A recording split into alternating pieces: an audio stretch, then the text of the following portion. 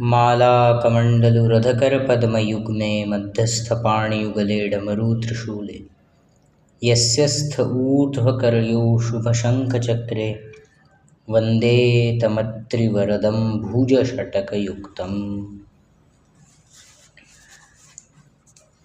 तो आज मेरे पास यह पुस्तक है गॉड स्पीक्स, जिसके लेखक है अवतार मेहर बाबा। और मैंने अपने वरिष्ठों से सलाह लेकर इस पर हिंदी में वेदांत आधार के साथ डिस्कोर्सेस टेप करने का जो है निश्चय किया है। तो प्रथम ऐसा है, केवल इसका जो टाइटल है, उसका जो शीर्षक है पुस्तक का, गॉड स्पीक्स, उसी पर पहले लक्ष्य केंद्रित किया जाए। तो गॉड स्पीक्स, ये दो जो शब्द है, इसे अगर आप लिटरली हिंदी में ट्रांसलेट करते हैं तो जो है ईश्वर कहते हैं, या अगर संस्कृत परिभाषा से अगर इसे अनुवादित किया जाए, ट्रांसलेट किया जाए, तो गॉड स्पीक्स जो है भगवान उवाच, इस वाक्य प्रयोग से जो है समान दिखाई पड़ता है। अब ये भगवान उवाच आपने कहाँ सुना है? जी हाँ, श्रीमद् भगवद गीता। श्रीमद् भगवद गीता में जहाँ जहाँ भगवान श्री कृष्ण अर्जुन के साथ वार्तालाप कर रहे हैं, अर्जुन के साथ बातें कर रहे हैं, अर्जुन को कोई ना कोई ध्यान प्रदान कर रहे हैं, उस समय जब उनका संवाद आता है, महर्षि वेद व्यास वहाँ पर प्रयोग करते हैं भगवान उवाच या श्री भगवान उवाच। उसी अर्थ में यदि इस शीर्षक को भी देखा जाए तो गॉड स्पीक्स को भगवान उवाच, इससे मैं अभिन्न कहूँगा। तो मतलब ईश्वर कह रहे हैं, गॉड स्पीक्स। और अगर यदि कोई नास्तिक कहता है कि नहीं, ईश्वर तो होता नहीं है, गॉड जैसी कोई चीज़ नहीं है, देयर इज़ नो गॉड, तो उस संदर्भ में भी गॉड स्पीक्स कि मतलब ईश्वर दिखाई नहीं देता, मान्य है। ईश्वर खाता नहीं, पीता नहीं, वो सब अलग की बात है, परंतु ईश्वर बोलता ज़रूर है। God speaks, and what he speaks, यही इस किताब का कंटेंट है। तो जब आप इन दो शब्दों को समझ जाएंगे, गॉड और स्पीक्स, तब आपको पूरा इस पुस्तक का जो विषय है वो समझ में आ जाएगा कि इसके अंदर आपको क्या मिलेगा, भगवान क्या बोलता है। God literally means generator, operator and destroyer, अगर देखा जाए। वैसे मेटाफरिकली है, उपमा अलंकार की तरह है, परंतु जी जो गॉड में है वो जनरेटर के लिए है, यानी जो सृष्टि करता है, वो ऑपरेटर के लिए है, यानी जो पालन करता है, और डी जो है वो डिस्ट्रॉयर के लिए है, यानी जो संहार करता है। तो सृष्टि, स्थिति, लय, इन तीनों अवस्थाओं को कंट्रोल करने वाला गॉड है। परंतु एक बड़ी सुंदर कल्पना है इसी संदर्भ में कि जब हम बोलते हैं कि ये सृष्टि करता है, तब हमारे सामने एक व्यक्ति की आकृति निर्माण होती है। कौन है वो? जब हम बोलते हैं कि ये सृष्टि करता है, ही इज़ क्रिएटर, तब हमारे सामने ब्रह्मा प्रकट हो जाते हैं। अगर हिंदू बिलीव्स के हिसाब से देखा जाए, तो सनातन धर्म के हिसाब से देखा जाए, तो जब सृष्टिकर्ता ये संज्ञा दी जाती है तो वो ब्रह्मा होता है। जब हम बोलते हैं कि ये पालन करता है, तो हमारे सामने विष्णु का आकृति प्रकट हो जाता है।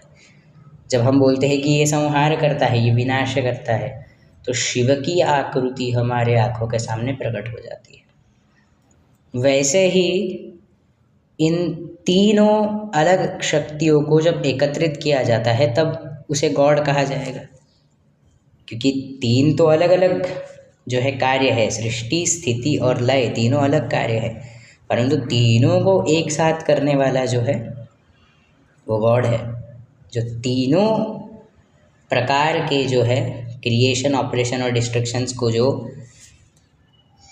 हैंडल करता है, जो संभालता है, वह भगवान है। He is the supreme personality of Godhead, in short terms referred as God, यानी कि भगवान है, ईश्वर है। तो अगर मैं हिसाब से देखा जाए, तो जैसे मैंने मंगलाचरण किया है, तो मैंने उसमें भगवान दत्तात्रेय का स्मरण किया है, गुरु का स्मरण किया है। तो सर्वप्रथम चीज़ जो है कि generator, operator and destroyer, he is गुरु। गुरु ही है जो सृष्टि, स्थिति और लय करता है। गुरु अर्थ है सद्गुरु। The perfect master is embodiment of God itself, कि मतलब सद्गुरु जो है परमात्मा से अभिन्न है, पर ब्रह्म से अभिन्न है। सद्गुरु और परमात्मा में कोई भेद नहीं है। परंतु जब हम ये बात कर रहे हैं, तो जैसे सद्गुरु के रूप में दत्तात्रेय है, महागुरु है, परम गुरु है, आदि गुरु है, लेकिन जो यह किताब है ये सनातन धर्म तक तो सीमित नहीं है। भले ही इस किताब का आधार पूर्णतः वेदांत है, परंतु फिर भी it is a globalize product. ये जो है सारे चेतना, अलग अलग प्रकार की चेतना, अलग अलग स्तर वाले लोगों के लिए जो है इस पुस्तक का फॉर्मेशन किया गया है बाय मेहर बाबा। सो हम उन्हीं के माइंडसेट से, उन्हीं के विचारों से हम इस चीज़ को समझने का प्रयास करेंगे। तो यहाँ पर गुरु तो है, क्योंकि अवतार मेहर बाबा कहलाने से पहले ही वॉज सद्गुरु मेहर बाबा। अवतार मेहर बाबा ये संज्ञा मिलने से पहले मेहर बाबा सद्गुरु थे, सद्गुरु मेहर बाबा के नाम से प्रसिद्ध थे। इस संदर्भ में यदि आपको और जानना है तो मेहर प्रभु जो कि उनकी जीवनी है, या संभवामी युगे युगे जो उनके जीवनी पर संक्षिप्त में पुस्तक है, उसका आधार ले सकते हैं, जैसे मैंने लिया है। तो उसमें यह क्लियरली मेंशन्ड है, क्लियरली कहा गया है कि अवतार मेहर बाबा स्वयं को अवतार घोषित करने से पहले वह सद्गुरु मेहर बाबा के नाम से प्रसिद्ध थे।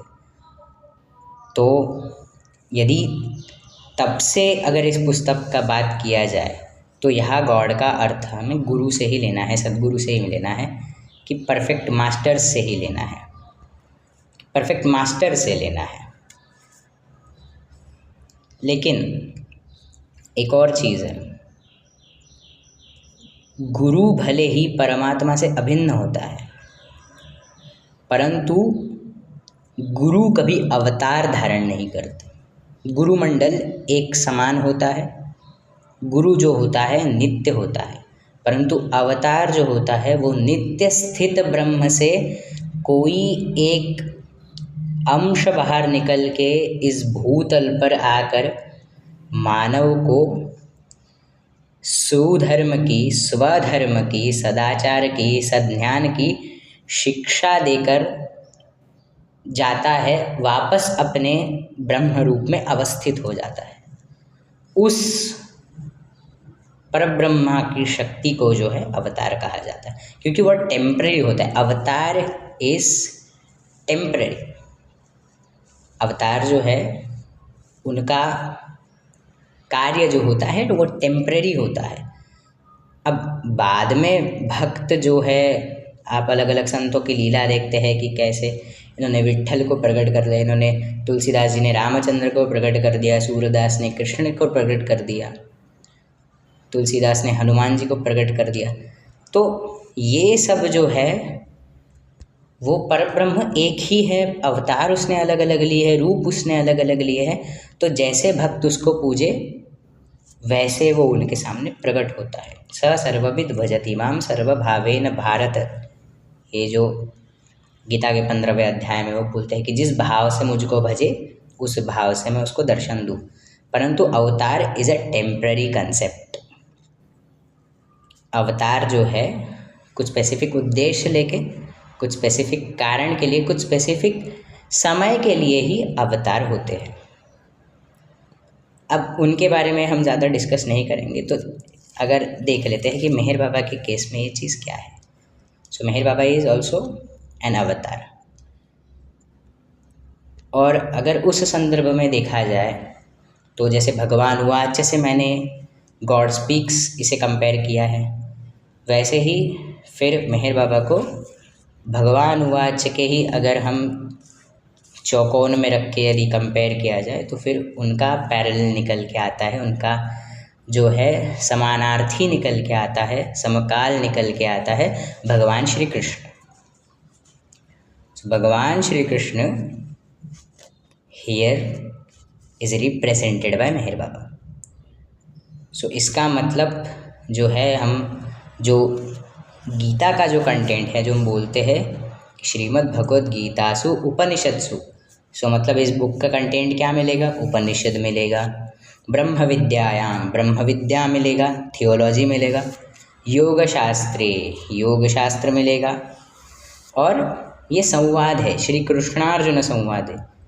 अब आप बोलेंगे कि भाई बुक तो हमने खोल ली, हमारे पास भी है, पर इसमें संवाद कहाँ है? इस संदर्भ में जो ऑथर है, जिसको गॉड स्पीक्स की संज्ञा दी गई है, जिसको कृष्ण से हमने ऑन अ सेम टेंजेंट हमने ड्रॉ किया है, वो वहाँ कृष्ण है, और जो व्यक्ति पढ़ रहा है वो अर्जुन है। This is a rough answer that we can give to this question. Unless and until कोई इस पुस्तक को पढ़ता नहीं उस सीरियसनेस से, जिस सीरियसनेस से भगवान श्री कृष्ण की बात अर्जुन ने सुनी थी। तो मतलब हमारे पढ़ने के भाव पर डिपेंड है कि हम कितना किसी ग्रंथ को या किसी पुस्तक को या किसी संत के वचन को हम कितने डीपली एब्जॉर्व कर सकते हैं खुद के अंदर में। तो यह चीज़ जो है पूर्णतः जो है वाचक के ऊपर निर्भर है कि वो जो है किसी ग्रंथ को कैसे आत्मसात करता है। जैसा उसका भाव होगा वैसे वो ग्रंथ को आत्मसात करेगा। तो ये हमने बात की गॉड स्पीक्स के शीर्षक के बारे में, गॉड स्पीक्स के ऑथर के बारे में, गॉड स्पीक्स के कंटेंट्स के बारे में। पर एक लास्ट क्वेश्चन के साथ, एक अंतिम प्रश्न के साथ मैं ये गॉड स्पीक्स का जो शीर्षक है या फिर इसका पूर्णतः विषय है, मैं आपको समझाना चाहता हूँ एक प्रश्न से, जो कि है हु आई एम, कि मतलब मैं कौन हूँ, को हम। इस प्रश्न को जब तक व्यक्ति समझता नहीं है या जब तक इस प्रश्न पर वो विचार नहीं करता है, तब तक ईश्वर की वाणी के प्रति उसकी जो है आसक्ति नहीं होती। ईश्वर की वाणी छोड़ दीजिए, ईश्वर के प्रति ही उसकी आसक्ति नहीं होती। अब आसक्ति किसी गलत चीज़ की हो तो वो जो है पाप होती है। परंतु यदि गुरु की आसक्ति हो, ईश्वर की आसक्ति हो, सदाचारों की आसक्ति हो, तीर्थ क्षेत्रों की आसक्ति हो, तो उस आसक्ति को पुण्य कहा जाता है।